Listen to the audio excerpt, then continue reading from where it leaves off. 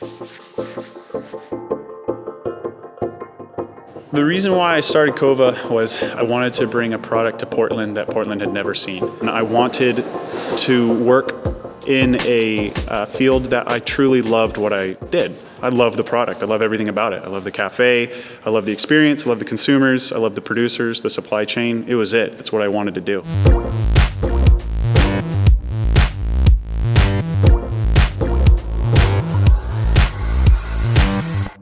In the very beginning, I was roasting everything by myself, bagging it by myself. And then when we opened up, when I finally opened the cafe in 2010, I would open the cafe in the morning, I would barista all day, I would close it, and I would roast after closing the cafe well into the night. I am not Coava, I work for Coava. I'm standing at the helm of the ship right now and directing it, but it's very important to me that the employees that have given me a good portion of their adult career in life and professional future, that they get to have a say on what we do next. Most likely the coffee that you're drinking from Coava is coming from over here itself. We're going to go into the developing stage overall, and that's the part where the roaster can control that and see if you want to, short it. You can hear that pretty loud right now? So you can develop the coffee if you want more sweetness overall, or if you want maybe a more clean, crisp cup of coffee. And depending on the variety of the coffee, we can manipulate that. And when it's cool to the touch, then we can drop it into the cooling bin overall. I started to draft a plan and identify the things I would need to ultimately bring a reinvention or reinterpretation of coffee to my home, Portland. Started apprentice roasting for a company in East Bay, California back in 2004 or 5.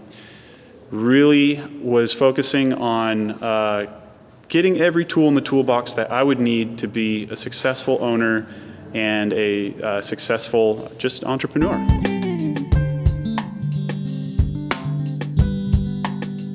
I made this decision over breakfast at Muddy's Coffee on Mississippi. I remember talking with my wife, and she was the one that encouraged me to jump in, do it, charge up your credit cards, just make a stab at this. We had a 500 square foot garage, emptied it out of the lawnmower and workout equipment, installed my first little roaster, moved my first pallet of green, trademarked the name Coava, opened the bank account, and I started running.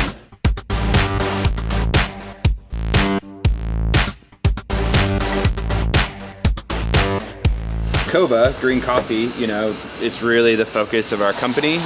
We spend a ton of time at coffee producing countries, basically finding good Coava, finding good green coffee, because when we take this coffee and we put it into the roaster, there's not any magic, make it taste amazing button. What we start with is what is going to directly tie into what we finish with. We put lots of time and effort and focus as a company into finding great Coava. It really ties back to what Coava's trying to do, which is, build these long-term relationships with producers that allow us to have really amazing coffee, and then allow those producers to continue to develop and achieve a higher price for their coffee. All that hard work, from the picking to the delivery to the roasting to the sourcing to all of it, all ends up in the hands of us baristas, and we have the chance to really interact with customers and tell them the story in a way that they understand, which oftentimes is through a beverage. That customer experience is really at the heart of what we do behind the counter. What we have to do is we have to go above and beyond. We have to take this austere setting and break that with an unbelievable amount of hospitality, really welcoming people in, like taking their perception of what they think it's going to be and trying to pull them in, like keeping how serious we take the coffee, because we do. We take it extremely seriously, but we're excited to bring them into that, to show them why we love it so much.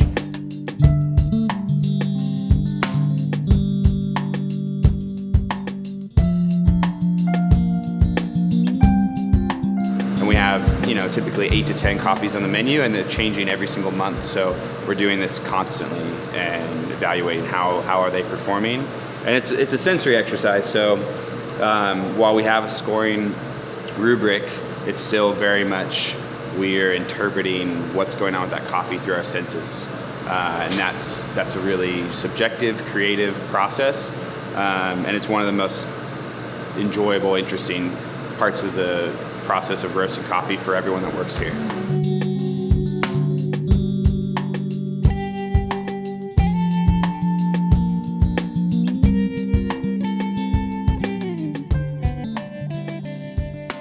Our goal is to continue to grow and scale and bring a new coffee experience every day and deliver coffees that people might otherwise not have ever had access to. We really pride ourselves in working in undersourced regions globally, and the thing that we really love and makes us tick is fleshing out a coffee that no one has ever tasted before and bringing it the best way that we can to the market. And I think we excel at that, and our goal is to keep going.